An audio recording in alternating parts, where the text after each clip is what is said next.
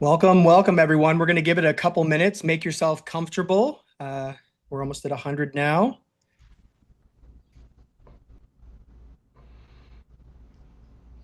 Hi, everyone. I'm glad you could come tonight. Hey, all, thanks for being here. All right. You know what? I say let's go ahead and get started. People that are promptly here, for the folks that made it perfectly on time, we'll go ahead and get started. It is really wonderful that all of you are taking, no matter where you're at in the country, whether you're on the East Coast, in the central part of the country, or the West Coast. Thank you for joining, taking time to learn how you can help animals.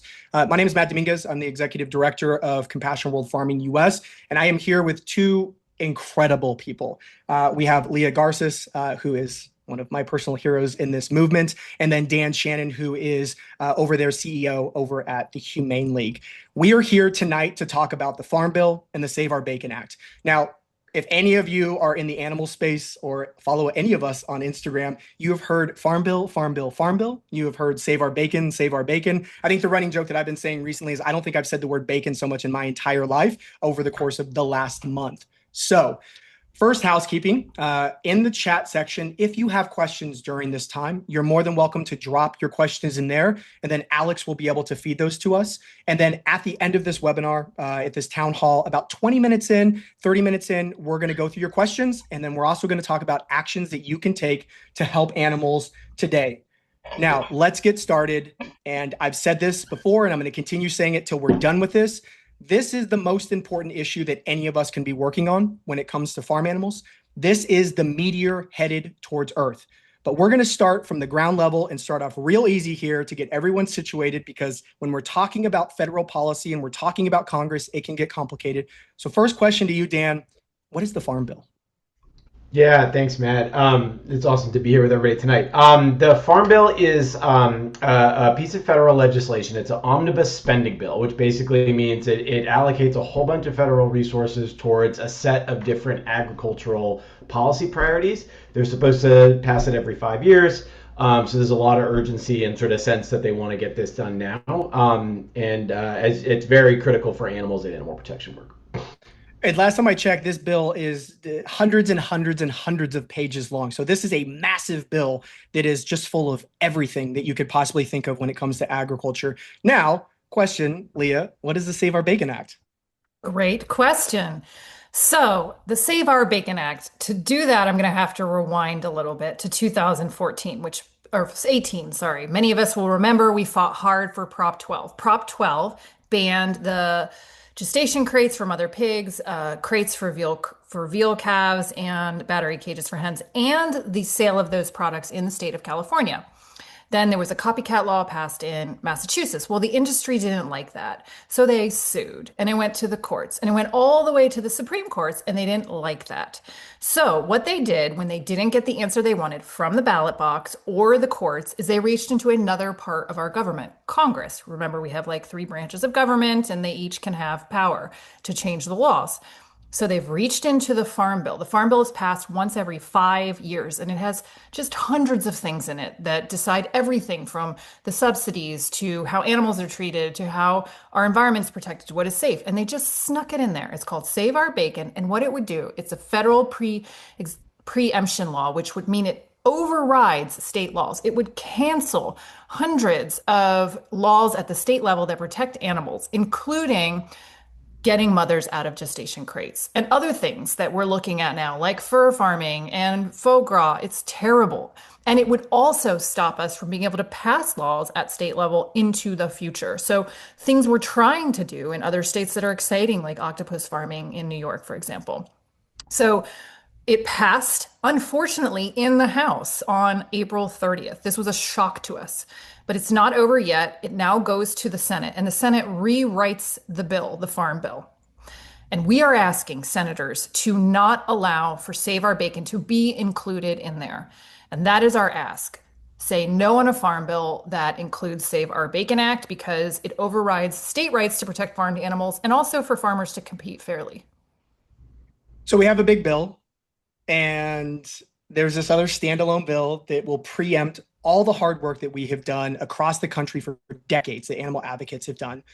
And They can't pass it as a standalone bill. So what does Congress do? A select few members is they try to slide it into the farm bill under the cover of darkness. I mean, we know that that's the case because the House bill passed at like 1 a.m. in the middle of the night under the cover of darkness. And so this is a really, really dangerous thing because it's combined in a bigger bill that needs to pass for agriculture. And so we have to make sure this language, the Save Our Bacon Act language, isn't in it. Dan, we talked about the animal welfare implications, all the state laws, all the work that we've done on the state level to protect farm animals, but it goes beyond that. Talk to me a little bit about some of the other implications of what this would do when it comes to the states. Yeah, for sure. I mean, I think first and foremost, it really like it overrides the will of the people who have voted in these states, and usually with like overwhelming majorities to pass laws like this, right? Proposition 12 in California passed with a 25-point margin. Question 3 in Massachusetts passed with a 55-point margin. Like, that's bananas. Like, these laws are overwhelmingly popular. 80% of voters nationwide support laws like this. So if none of those votes mean anything, like, what are we doing here, right? So it's sort of like we've got to protect the votes that were cast to put these laws on the books. Also, to Leah's point, right, like we want to see states do the right thing for animals. We want to see them pass laws at the state level. We want to see politicians champion those laws. And this, if this language does end up in the final farm bill, all of that is going to be off the table, or at least for the foreseeable future. So it's not just the animals that are kind of being protected from suffering today. It's the ones that could come in the future, and their safety being at risk. And then there's the farmer angle to this, right? Because many farmers across the country have already invested millions of dollars in sort of modernizing, leveling up their systems and their operations to be compliant with these laws, either because they live in a state, right, that is covered by the law, or they want to sell in a state that's been covered by the law. Now, these are typically smaller farmers, right? They're not the giant agribusiness corporations, and these are the kinds of farmers that we want to have an advantage, right, over the big multinational agribusiness companies. And if this language goes into the bill, all that investment that they've made goes away, and now they're at a disadvantage, right, to the big agriculture corporations. So even if you don't care at all about animals, and I doubt that's true if you're on this call with us tonight, but even if you don't, there are still very good reasons why this language is dangerous and needs to stay out of the Farm Bill. So overturning the direct democracy of voters who overwhelmingly passed ballot measures and state legislatures that passed these laws. It takes away states' rights, which ironically, the small minority of people in Congress that support this, it's basically a couple representatives and a couple senators in Iowa, which is one of the largest factory farming states in the entire country. They're the ones pushing this. And it's ironic that they're a part of the Republican Party, where I thought states' rights were one of the core pillars of the Republican Party. But the great thing, this isn't actually a Democrat or Republican issue. This is actually something, no matter where you stand on the political realm, we have Democrats and Republicans that are fighting against this, and it's incredibly important. So we have states' rights, we have the will of the voters, we have public health, we have animal welfare. I don't think I was exaggerating when I said that this was a meteor headed towards Earth. So, question for you, Leah. What are you doing tomorrow morning? Well, sir, for all of you out there, I see everywhere everybody's saying hello from Hollywood, Florida to San Diego and all over the place. So that's cool. I am from Atlanta. My senator, Senator Warnock, actually sits on the Senate Ag Committee. So that is the first place we are trying to stop this bill from going forward. The Senate Ag Committee actually crafts the very first draft of the Senate bill. And we are trying to talk specifically to senators who sit on the Senate Ag Committee. And my senator, Senator Warnock, is one of those people. So I am bringing up a delegation of faith leaders and farmers to go and meet with Senator Warnock's office and also Senator Ossoff's office, and to ask Senator Warnock, please do not vote on a farm bill if it includes Save Our Bacon. And I think it's really important to bring a delegation from different messengers, from different communities, all against this for different reasons. My core reasons, of course, is animals, but I'm going up with regenerative agriculture farmers, and I am going up with faith leaders, reverends, pastors, rabbis. And it's that kind of sounds like a bit of the beginning of a joke. Matt and I have been joking about this, like a vegan, a pastor, and a farmer walk into a senator's office. Well, we're doing that. We're doing it on Wednesday. And so follow me and we will bring this message right into the lair where they are writing the actual bill.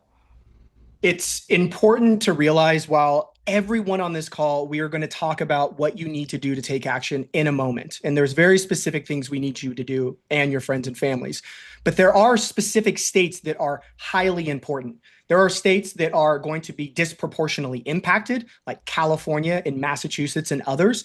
And then there's states where your senator, either two or one of them, sit on the agriculture committee that is going to be the deciding factor of whether or not this language is in the Senate version of this.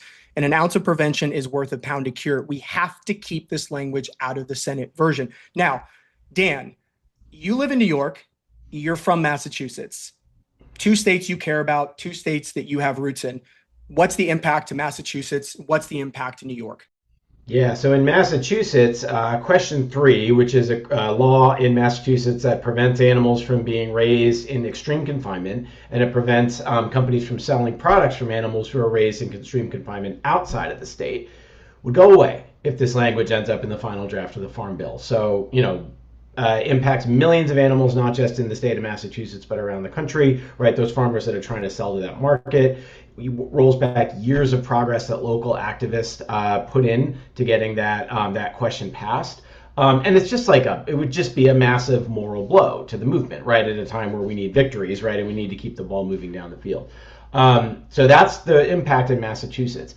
In New York, where I live, I think two things come to mind for me. So one is the foie gras ban that's been passed in New York City, where Matt and I both live, that has these tremendous ripple effects, right? So it bans the sale of foie gras in New York City, which is good enough on its own, right? But then it's like the upstate foie gras industry, that's their main market, right? So this law, once it's in effect for a long enough time, could potentially be a death blow to the upstate New York foie gras industry, which could have ripple effects across the country for the entire foie gras industry. So it sounds like a small thing, one city, one product, but it's it actually has a massive ripple effect. And then the other thing, and Leah mentioned this earlier, is the work that's being done in New York State right now to try to pass a ban on octopus farming and prevent that hideously cruel practice from kind of taking root here in New York. It wouldn't be possible to even pass that law, right, if this language ends up in the final draft of the Farm Bill, which is, again, it's an incredibly undemocratic way to try to go about affecting change in this way, and we've got to fight it with everything that we have. It's important to note, and you both, I think, have done an incredible job of letting folks know about the impact and what it takes away from us and takes away from the animals. But it's also looking to the future. I mean, I think for all of us here, it doesn't stop with banning the cruel confinement. We want to make sure that if farm animals are raised for production, that at least be the highest level of humane that it possibly can be. But what's really ironic about this, I'm going to ask Leah first the question to you of who in the hell is behind this? And then, Dan, after we talk about who's behind this and all the effort that's going into this to get rid of these laws, like Prop 12 and question 3, then Dan, I'm going to ask you a question because I would like to know what exactly Prop 12 does. And I think it will really show you how desperate this industry is to hide their cruelty. So Leah, over to you. Who's behind this? Who is pushing the Save Our Bacon Act? It's really sinister, actually. And someone just put in the comments something about this is really threatening democracy. And what we're seeing here is a theme right now where corporations try to pay legislators and get their way. That's what's happening here. And specifically, and I love the title of this meeting, the people versus big pork. That's what's happening. So the main conglomerate, the main group that is fighting to get rid of Prop 12 and all the laws that protect farmed animals is the National Pork Producer Council, so the NPPC. Their main member, their biggest member is Smithfield, and they sell about a quarter of all the pork that you see in the United States. And the real question is who owns Smithfield? Smithfield is owned by WH Group, which is a Chinese conglomerate. And about a decade ago, they represented the largest merger, the largest purchase of any American company by a Chinese company. That is who is pulling the strings in our government right now. That company is the one that is doing the bidding, is writing the bills literally so that they can continue to sell pork in a cruel circumstance that the voters at the ballot box said no to, and the courts all the way to the Supreme Court said no to. So this has sweeping consequences. Alex, real quick, I want you to throw up on the screen the states or the laws in all 50 states, there's about 600 laws that would be impacted on this, not just the animal welfare stuff. This is for all of you that live. I mean, I saw that there's people in Florida, in Arizona, in Kentucky, in Arkansas, in New York. There are state laws that have been passed by your legislature to protect your health, to protect the environment, to protect animals, to protect a whole host of things. These are all at jeopardy by this. It's really throwing the baby out with the bathwater.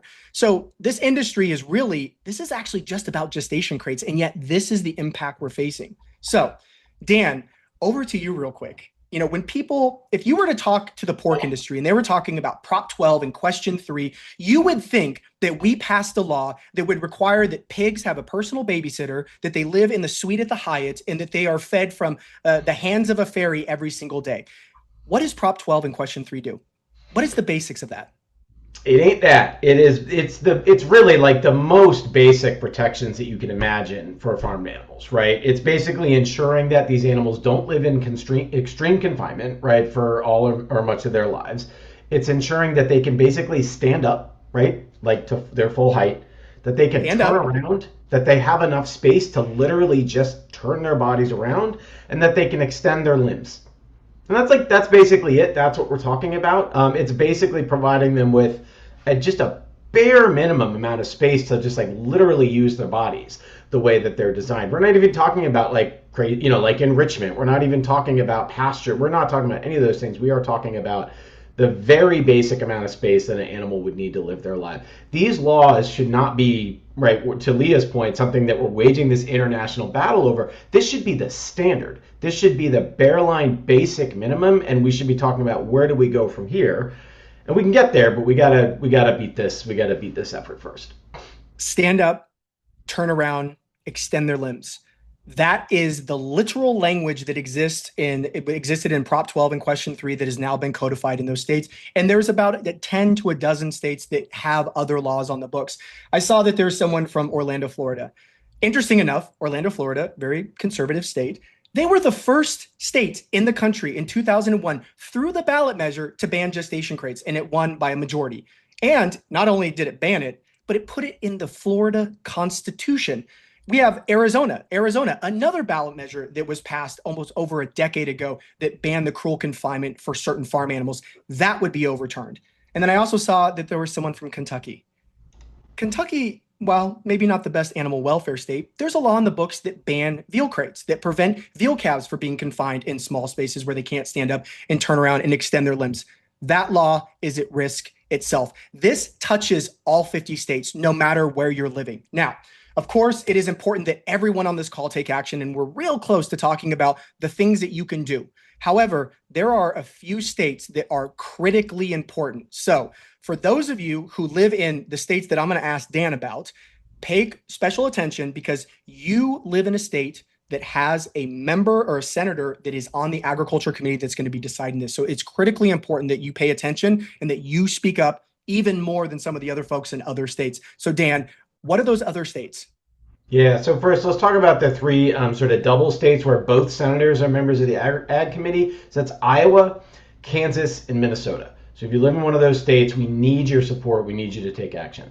Minnesota in particular, just to jump in real quick, Minnesota is critically important for the reason Dan said. 2 senators on the Senate Agriculture Committee. Most states only have maybe 1. Some don't have any. Now, in that particular state, Senator Klobuchar is the ranking member on that committee, and she sets the guidelines for what the Democratic Party is going to do in that committee. So Minnesota, if you live there, gold star for you. You are probably one of the most important people on this call, and you definitely need to take action to your 2 senators. Dan, back over to you. What are some of the other states? Yeah, here. So other states that are represented on the Ag Committee are Alabama, Arkansas, California, Colorado, Georgia, Illinois, Kentucky, Michigan, Mississippi, Nebraska, New Jersey, New Mexico, North Dakota, Pennsylvania, South Dakota, Vermont, and West Virginia. If you live in one of those states, your voice matters, and we need your support, and we need you to take action. So Alex, go ahead and throw those in the chat just to remind folks that didn't catch that. those states are really important because, again, you have a senator that sits on the agriculture committee. Now, the great thing is, if you're in California, you have a phenomenal senator, Senator Schiff, who is vocal about this to stand up for Californians for Prop 12. So if you reach out to that senator's office, it's a thank you for doing that. Now, your Senator Padilla, he needs a little push because he's not doing as much as he should.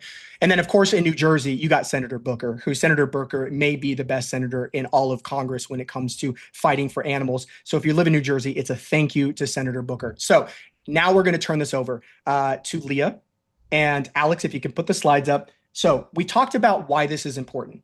We've talked about the impact that this has had. I think all of you on this call would agree with us. This is the meteor headed towards Earth. What can you do to take action? What can you do right now, today, tomorrow, next week to ensure that this doesn't pass? Leah, I'll turn it over to you. What are folks needing to do in this moment? Basically, everyone needs to call their two senators. Everybody has two senators, and you need to call both of them. And you need to call every single day. And a lot of people will ask, what if I get a voicemail? Do they even pick up? They do. Actually, they're required to record that. If you're asking which is more effective, a call is more effective. It takes up more of their time. It is a voice that is not impersonal. That is more effective psychologically. But if you only have time to do the email, do the email. You should only call your senator. It is actually not that effective and maybe counter-effective if you call somebody else's senator, if you don't live there, because it's wasting their time and it'll look like we're kind of astroturfing. And I think we have enough people around the country who care in their states. And it really matters with midterms coming up and everything's so tense politically for senators to hear from their voters. They will respond. So top line, call both senators and call every day. It doesn't matter that you've got somebody, you left a message, call again and again and again until you get the answer we're looking for, which is a public statement saying, vote no, I will vote no on the farm bill if it includes Save Our Bacon. And even then, if they're like, they make that proclamation, call them again and say, thank you for saying that. I'm going to hold you to it, because you never know what kind of wheeling and dealing happens. This is a very unique binary moment. It's a yes or no situation. If we lose this, this is it. This is it. We lose all of these bills. So it is worth your time. It takes about 60 seconds. Do it every day. Just like put it in your calendar, have your cup of coffee, call them, leave a message, and do it again the next day. Alex, can you put back up for the next slides on there are things that folks can do social media wise, and then one thing that's really important for everyone to multiply the impact of what they're doing. Leah. Yeah. So the other thing that we're really learning about is how to make this a thing on social media. So we are pushing this up on the algorithms, all of us. And one thing you can do is make sure anytime you see anyone posting about the farm bill, like it and comment. Don't just comment with an emoji, comment with a real sentence or two saying, I'm into this, I'm calling my senator. When you have substantial comments, it drives up the algorithm. And so if you'd see, these are a few that are constantly posting on it, these different platforms. So that's, Dan, I don't know yours on here, but we can get it on there. The Humane League, Matt, me, CIWF USA are really on it every day almost. And so when you see, and I've seen tons of people, I've seen restaurants, I've seen celebrities, I've seen lots of people. And what that does is it creates a bit of a buzz and it will make it trend on social media. So please, please, please comment, get active, and you can also tag your senators. That's also helpful. That can really drive attention for your senator. So they're seeing there's a lot of posting on this. This is how we create the buzz. This is how we move it up the priority list in terms of decision making. A lot of folks ask if I have to do one of these things, which one is it? It's all of them. You need to do all of them. Every single one of these things are important. Leah, I have seen the videos that you've been doing on Instagram. They've been really wonderful. And what we're starting to see is people engaging in them. There's celebrities. There are people with mass followings that are sharing your video and getting this out into the world that people that otherwise would have absolutely no idea that this is going on. And one thing that's really important about this is that it is very difficult to understand. And it is by design that legislation is hard and difficult for people to understand. They don't want you to know what's going on. This is changing by the minute. I wake up in the morning and I talk to coalition members that are working on this, and we have one strategy, and this is what's going on. By the end of the day, something completely different is going on, and we are doing something different by the end of the day. And we will do our best to try to keep you up to date, which is why follow the Humane League, follow myself, follow Compassion Wolf Farming, follow Leah, because that's where you're going to get the most up-to-date information so you know where we currently stand. So there's one more slide on there that is, I think, the most important thing when it comes to calling, emailing, and on the social media. It's pretty simple. If you want to go to the next slide, Alex, spread the word. It's a multiplier effect. If every single person on this call, there's like about 250 people here, if every single one of us got just 2 or 3 or 4 more people to take action, we will stop this. I have zero doubt that we are going to win this fight, but it requires all of us to take action and get our friends and family to take action. And if we show up how I know that people that care about this issue show up, we are going to win the day on this particular fight. But we need to work hard to do that.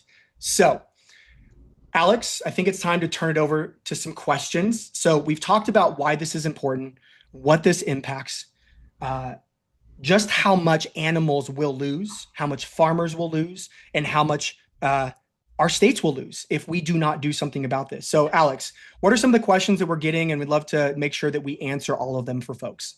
Oh man, the questions are on fire tonight, y'all. So the first question we got tonight was Rachel, who lives in Hawaii. Rachel says that there aren't a lot of pig farmers in the state, and that this might not always be something that the senators may necessarily care about. So what should they be talking to them about? Is it states' rights? What's the issue that they should be talking to their Hawaiian senators to? I think that's a really great question, because it hones in on when you're talking to your lawmakers. One, they represent you, so they should care about your own interests. But let's be honest, like, they don't always care about your particular interests. So you have to speak to them about the thing that matters most to them. And that may be states' rights. That may be about voters and democracy. That may be about animals. I mean, if you talk to Booker's office or Schiff's office or other lawmakers' offices, it is because of the animals that they don't want this to pass. I just met with one of the senators, staff members from Hawaii. And what's really interesting about Hawaii is you have a very, very unique agricultural community out there. I mean, the islands of Hawaii are incredibly different than any other state in our country. You don't think your state needs to have very specific state laws around agriculture to protect it from corporations coming in and destroying it and reaping the benefits of taking it back to the mainland? That is one of the things that I spoke to the staffer about that was so critically important. Is he said, if this passes, what will happen is Hawaii loses the sovereignty to be able to pass laws to protect its unique and diverse agriculture that is currently on the islands. So I would actually argue that Hawaii has just as much to lose as California or Massachusetts. And those are the types of things you need to think about when it comes to your state. How does it impact your state the most? And that's how I would answer it for Hawaii. Alex, next question. Yeah, so we had Elizabeth. I believe Elizabeth was from Iowa, I want to say. Either way, their senators are sponsors of the Save Our Bacon Act. So what should they be doing in these moments? Dan, I'm going to turn it over to you. Well, I mean, I think you make this. I think what you want people to know is that this is going to be an unpopular act that they've taken, right? You never want to count out any vote, and so you got to assume that everybody is gettable. Although obviously, if they sponsor the bill, but I think understanding how unpopular this move would be, right? Explaining to them that 80% of voters nationwide support exactly the kinds of laws that this language would overturn. It may be, it's just helping them understand what the long-term repercussions of this are going to be for them as politicians, right? A lot of politicians aspire to higher office one day. They want to run for governor or they want to run for president or whatever. So many of them are thinking about constituencies outside of the state that they're currently representing, even if that's not what they're supposed to be doing. So I would just underscore the unpopularity of this decision, the popularity of the laws that are currently on the books, and that people who care about animals, which is 80% of the country, are not going to forget this action that was taken. That's exactly right. I've talked to multiple offices. I've had probably about 20 Senate offices meetings in the last week. I've been in offices where there are phone calls coming in while I'm sitting in the lobby waiting for a staff member, and it is overwhelmingly calls in favor of our position, which is in opposition to the Save Our Bacon Act. I asked multiple lawmakers and staff members, how many calls have you gotten in support of the Save Our Bacon Act? And aside from the NPPC's paid lobbyists that go in, they've received no calls by their constituents and supporters. So to your point, Dan, no matter where you live, no matter what state you live in, and if you think it is a foregone conclusion that your senator is going to support this, letting them know how unpopular this is very, very important. It may make them just fight 1% less, and that 1% less may be the difference in the end. Next question, Alex. Yeah, another question was about letters to the editor. If folks have time, capacity, should they be writing letters to the editor? Should they be writing op-eds? Leah, you're the queen of community and building movement. Talk to them about things that they can also do outside the things that we put on the screen that were the most important. Yeah, letters to the, if you're a writer, then that is fantastic. Definitely try all your local media is very impactful. All of the staff within the Senate offices are watching the local media very, very closely.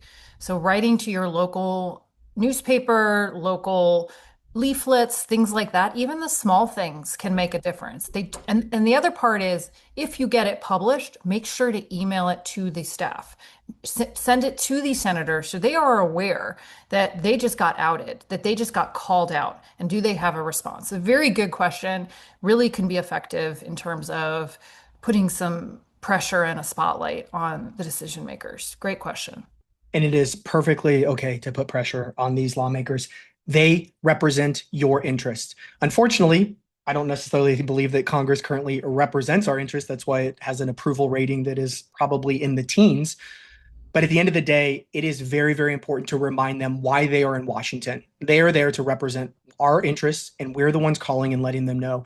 Letters to the editor is a fantastic way. And as I will emphasize, Leah, what you said, if it gets published, actually, even if it doesn't get published, email them and tell them you submitted this letter to the editor and copy in what you wrote. This is an important way for them to know that it matters to you. And they also think about it, if it matters to 10 people that reached out, chances are it's 100 people that care about this issue. So there is that multiplier effect. And your letters to the editor might spark other people to take action as well. Alex, next question. So finally getting to the Q&A here, the section of formal submissions here. So James asked, are we working with the mink and environmental activists to work on a package of settlements? Are we working in coalition with other groups in opposition to the Save Our Bacon Act?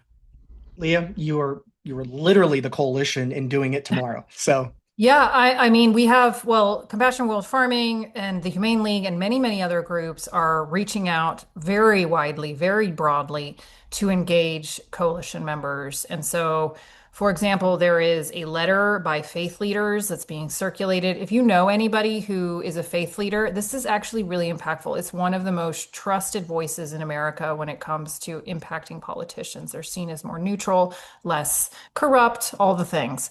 So that's effective. I am also very engaged with farmers. I'm going up with farmers and faith leaders, thanks to the sponsorship by Compassion World Farming and the Humane League.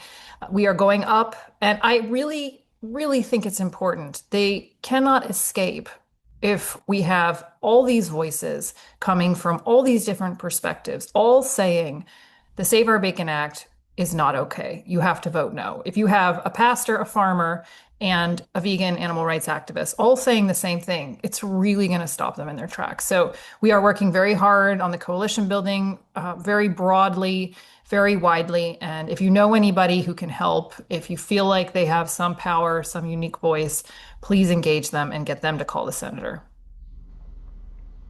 Next question is from Natalie. If this bill doesn't pass on its own before, how is this legal to embed the same bill or rewording it in different ways into a larger bill? Isn't this deceptive or deception?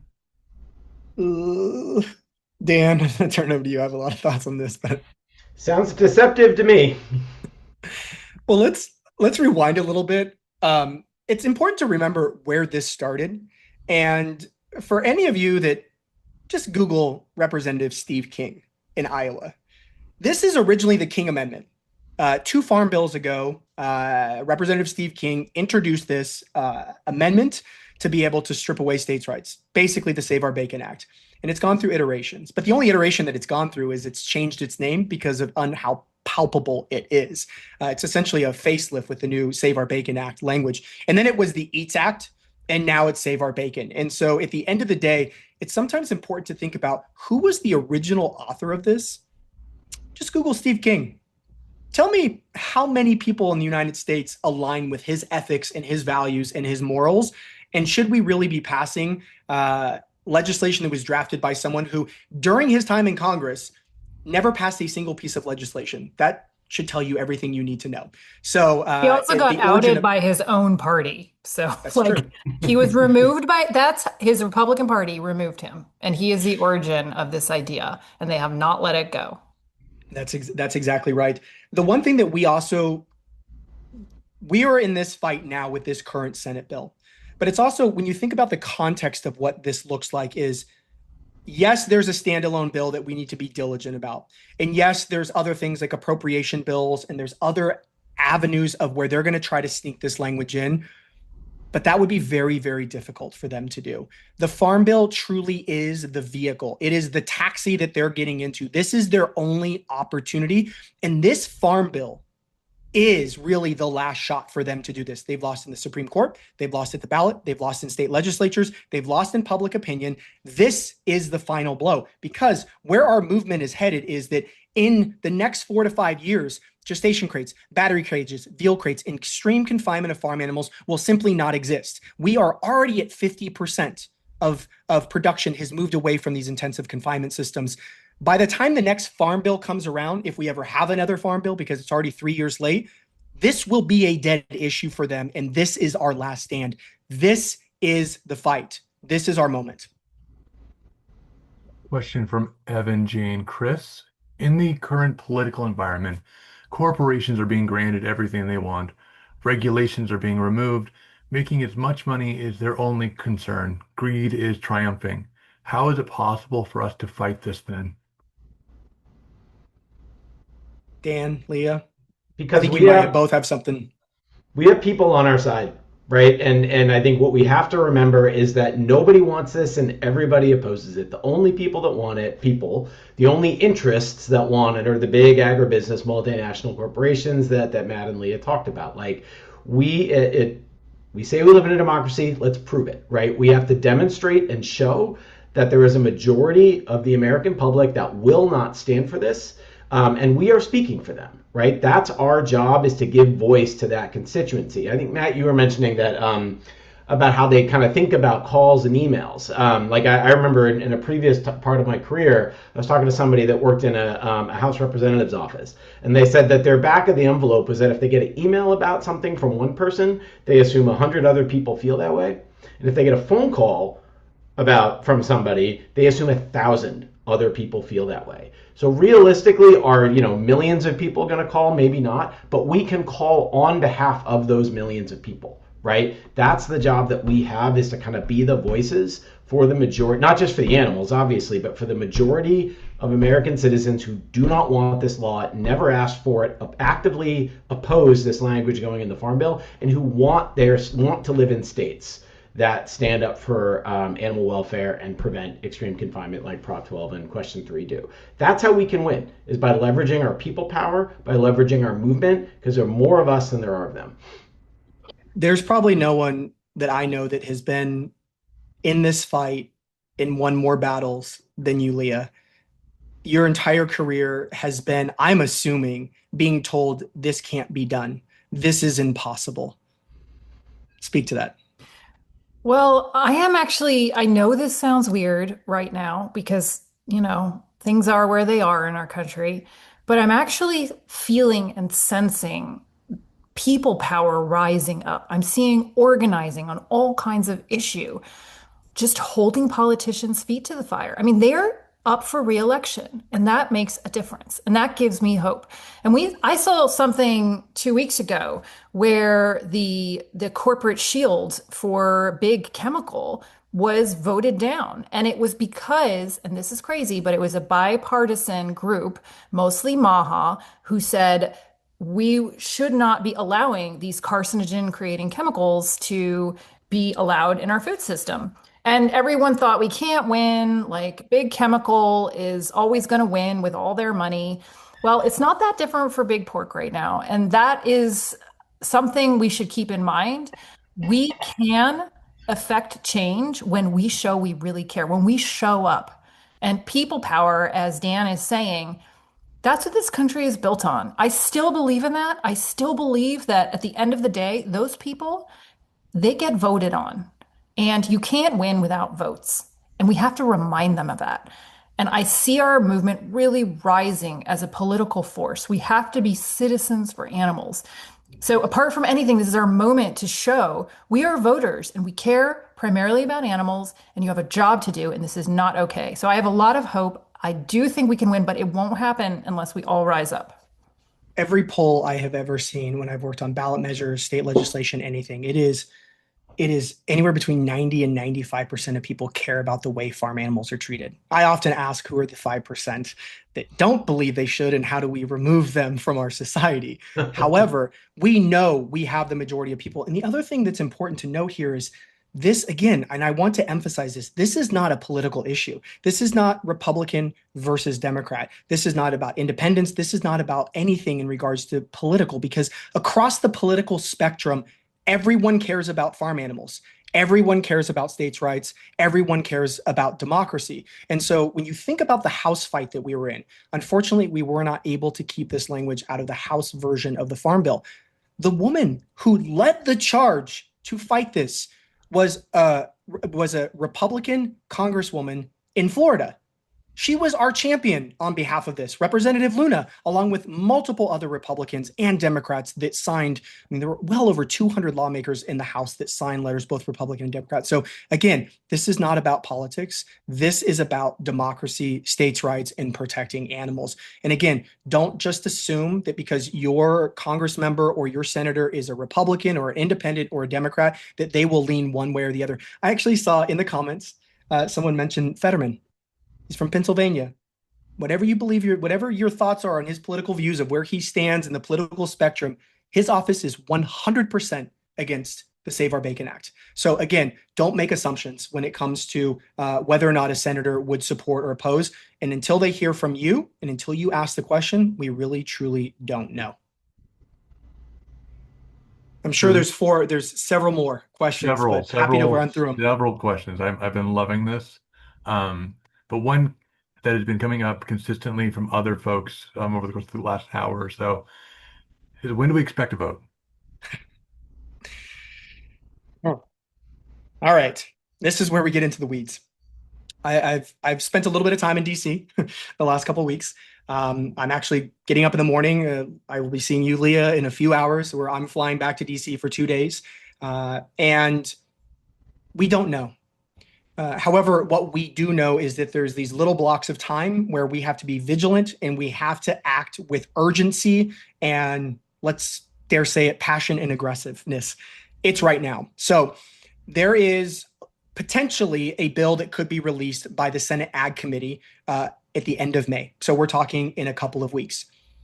There's a determination of whether or not this language will be in the Senate bill in the next couple weeks. It could be decided tomorrow. It could have been decided yesterday and we don't know. So that's why there's an urgency around taking action now and not waiting.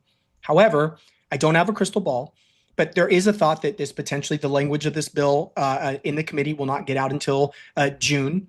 Then there's a recess. We don't know.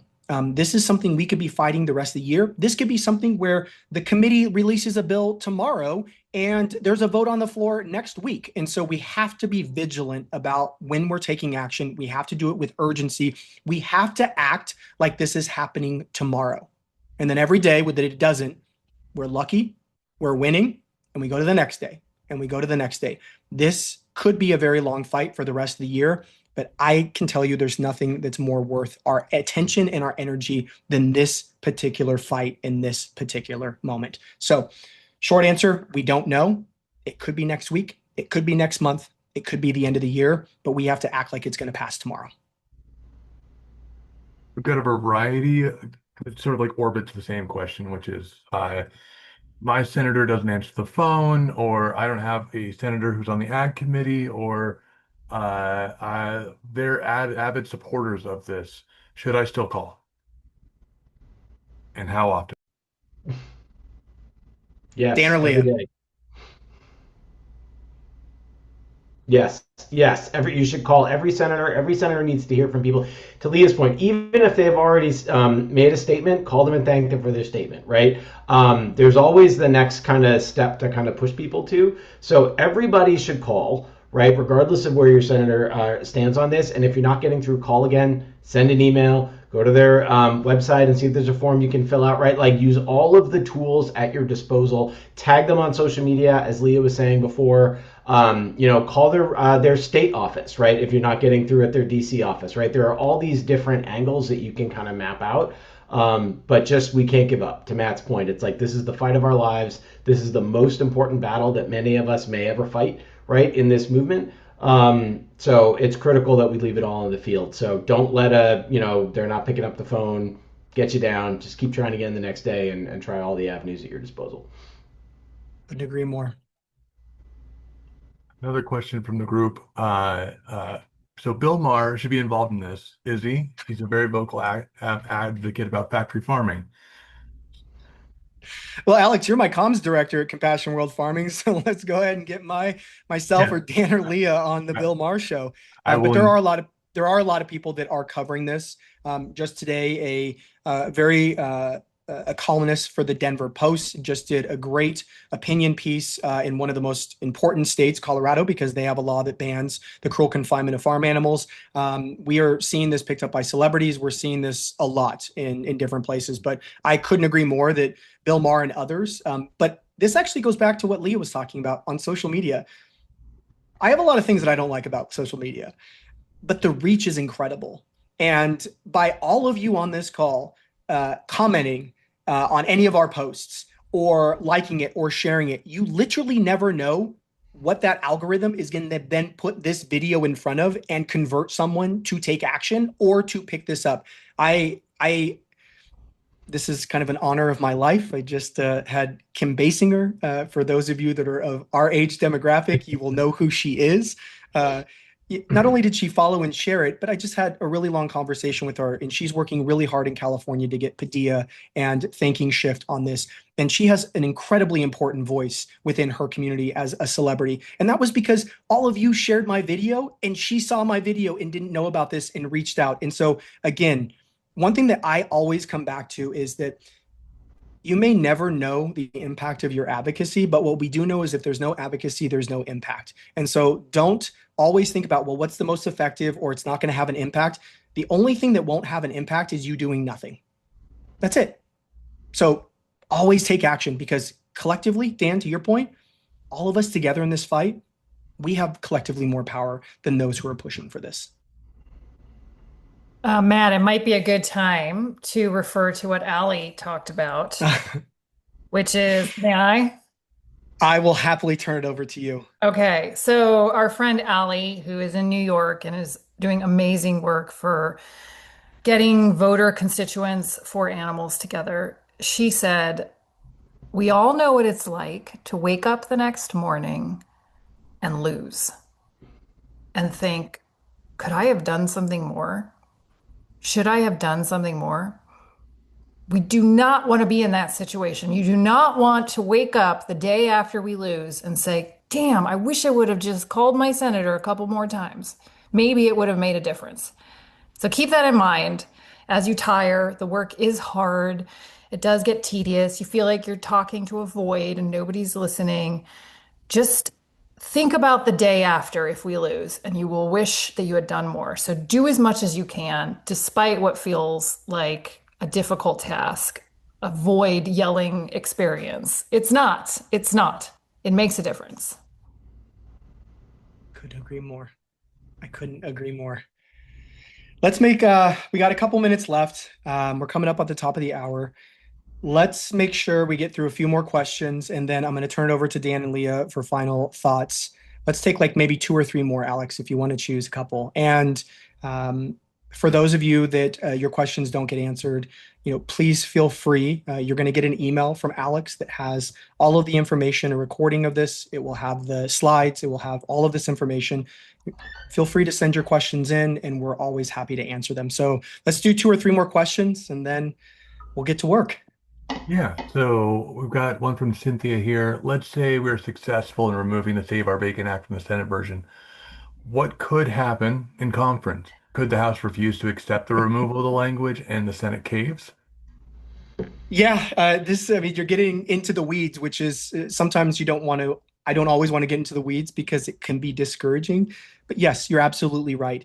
If we prevent this from being in the Senate version, when the 2 bills meet in the middle and go to conference, there is the potential there is the potential that there could be some backdoor negotiations, some wheeling and dealing that get it into the final version. However, I find that very unlikely. It's also one thing to keep in note is that part of this is to delay this process, to make this so muddy and so toxic that the Senate version doesn't include it. I don't know if there's enough time for a farm bill in the course of the next 8 months before there's an election. And then the makeup of Congress will change. And then the House version goes away because we're in a new legislative session and we have to start over from scratch. So again, this is really important where keeping it out of the Senate version makes it exponentially more likely that we are going to win overall with the war. So it's not for sure, but we are going to celebrate that win when it happens. But then we have to be diligent and then we have to keep fighting. Let's see here. I already mentioned the toolkit, folks. Thank you, by the way. I think a good one to wrap us up on. Hang on here, y'all. So this is an issue about money and power. So Smithfield is owned by the Chinese. There's a large pork producers in the country. Trump is trying to curry favor with the president of China. There's no way he will care more about animal rights than profit. What are your thoughts on this? Yeah. Dan, I'm going to turn that over to you. I didn't quite. Can you? I'm sorry. I didn't quite understand the question. I apologize. Yeah. So right now there's a lot of interest essentially going in favor of Smithfield, and that profit is more of an incentive than caring about animals. What do we do about this reality here? I mean, I would not to be a broken record, but I would go back to what I said before about our people power, right? Sure, there are people in the world and there are politicians and there are companies for whom, the zeros on their paycheck matter a lot more to them than anything that we've talked about on this call. Is that the truth? Sure, of course it is. We all know that. But that's not the only truth that exists in the world. Like our truth is also true, which is that there are millions and millions of people in this country who do care about those things. And we care about them. I would argue we care about the welfare of animals much, much, much more than they care about their money, right? And so it just keeps coming back to me to this idea, as Leah talked about people power, right? Like we can't make the bad guys good guys. We don't have the ability to do that, but we can be the good guys, right? And we can turn up in force so that our passion for animals, our compassion, and our desire to get them out of these extreme confinement systems, improve their quality of life, and move the ball further and further down the field, right, in terms of protecting animals, that matters more to us than their dollars matter to them. And we have to use that as motivation to give it everything that we have. Because I promise you, they're not up at 8:30 sitting on a webinar, right, with their, with like 200 and something other people talking about how much they care about this stuff. That's not what they're doing, right? This is like a day job for them. But this is an all-consuming sort of purpose for us. And so we have to channel that into the work that we do to balance out the clout and the money and the influence that they have. It is our tenacity as a movement that is going to win the day. Many, many years ago, I won't say who it was and I won't talk about the industry, but there was someone very high up at one of the industries that confine animals. And at this moment in time, we were actually working together to try to move the industry forward. And I remember having a conversation with him. And one of the things that he said, and he turned to me and he goes, Matt, do you want to know why the animal advocates will ultimately win on the confinement of animals, whether it be egg-laying hens or mother sows or veal calves? And I, of course, said, sure, enlighten me. Why will the animal advocates eventually win? And he said to me, because I am not willing to fight for the rest of my life to keep them, and you all are willing to fight the rest of your life to get rid of them. And Dan, to your point, that's exactly right. It's the tenacity of our movement to not take no for an answer when it comes to moving away from these cruel, cruel systems. And that's ultimately what's going to win the day. I do believe we're going to win this fight. I wholeheartedly, with every ounce of my being, believe that we are going to do the impossible and we are going to win. But no matter what happens, the work we put into this will build for a better day no matter what ends up happening. And so that is important to remember, is that we are continually building this movement in the wins, in the losses, in the stalemates, and sometimes the backtracking. We are making progress on this. So, Leah, I'm going to turn it over to you. Some final thoughts for all the wonderful people that have joined us. And Dan, to your point, all the people that are up late at night to watch a webinar when the pork industry certainly wouldn't be doing this to pass the Save Our Bacon Act. Leah, final thoughts for the folks on the call. And then Dan, I'm going to turn it over to you. I want to comment on two comments that I saw. One of them was saying that they feel depressed and down about the world and the way it is right now, and everything feels difficult and horrible. And I absolutely, that resonates with me. But what I wake up and know is that I can do something about animals. I can do that in the way that I eat every day, 3 times a day. And that's a lot of agency that in other issues you can't have when you're talking about racism or misogyny or other parts of the world. This is something we can have actual effect on right now, every day. And in this moment, we rarely have a moment to be citizens for animals loud and proud. We rarely have these federal moments. I mean, I cannot tell you, I can count on one hand where I've had a moment for federal action. And so this is a chance not just to override Save Our Bacon, but it's a chance for all of us to rise up as citizens protecting animals. And there is this theory on civil resistance. And the theory is that there's a threshold, and it's only 3.5%. 3.5% of a population is all it takes to override the culture, to override the laws.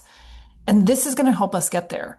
So no matter how you feel, how overwhelmed you are right now, just know that you have agency.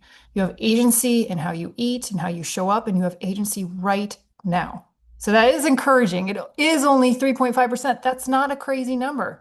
And there's really strong social theory around that threshold. So this is our chance. Let's rise up together for animals. Thank you, Leah. Dan. Yeah, here to that. I like Leah. I can relate to feeling discouraged, but the thing I remind myself is like that's how they want me to feel. They want me to feel discouraged. They want to take me off the board, right? By making me feel like there's nothing I can do. I don't have any power. They have so much more money and lawyers and this, that, and the other thing. That's the point, right? Of all of this stuff that they do to try to send that message to you. So don't let them win. Like, we're not going to let them win the big picture battle about the Farm Bill and the Save Our Bacon Act, but don't let them win that battle in your heart, right? To kind of take you off the board and neutralize you as an actor. So that's the other thing that I would say, and this is my last thought, is as Matt knows, like I'm kind of a history nerd. I like to think about history. Like, this is a moment of history that we are living through right now, right? There will be books written about the animal protection movement, about the fight against factory farming, and this will be a chapter, right, about the Farm Bill in 2026, right, and everything Matt and Leah have described so far today. And I want you to imagine, this is how I motivate myself. I want you to imagine, like, your grandchild, right, being in school, learning about American history, learning about this chapter of American history, and coming home and asking you, were you around for this Save Our Bacon battle that I read about in school today? Like, what did you do? And I want you to be proud of the answer that you can give. Right, that you did everything that you possibly could, right, to get that history book to write the chapter the way that we want it to. We have the power to do that. It's just going to take us all kind of turning up and leaving it all in the field. I think everyone on this call can see why I invited Leah and Dan to be here tonight. I mean, two two of the most important people in our movement when it comes to strategy. And also, I find myself motivating. I'm going to get off this call and I want to run through a wall and do something. I might just run to DC tomorrow instead of flying. I don't have any additional wisdom, and I'm going to steal some from Allie Taylor. Leah, you already told one of my favorite things that Allie has said. And we did a town hall a week ago for New York specifically, because Schumer is the Senate minority leader and very important. So we were getting people activated in New York. And for all of us that are animal advocates, or even I think anybody who has a heart that beats, if you were driving down the road and you saw a stray animal injured or scared, you would go out of your way. You would pull over your car. You would probably run through traffic. You would take them in. You would probably have them overnight. You would take them to the vet. You'd spend money to do this because that one animal is unbelievably deserving of protection and love and compassion. So think about all those things, all the time, the money, the energy that you would send or spend to be able to protect that one animal. Now multiply that by millions, because the lives of millions of animals are in the balance right now with this particular fight. Stopping the Save Our Bacon Act will help prevent the suffering of literally billions and billions of animals. So tomorrow when you wake up, because you're motivated because of what Dan has said and what Leah has said, just think about the lengths that you would go to protect your animal at home or a stray animal that you would find. If you just put a fraction of that energy into this fight, we will win. We will win as a movement. And I look forward to celebrating with all of you when the Save Our Bacon Act is finally killed and we can get to the offensive work that we need to be doing. Thank you, everyone, for joining. Thank you for caring about animals. Thank you for taking action. And it is truly an honor to be in this fight with all of you. Dan and Leah, thank you for coming tonight, and we will all see each other soon. Thanks, everyone.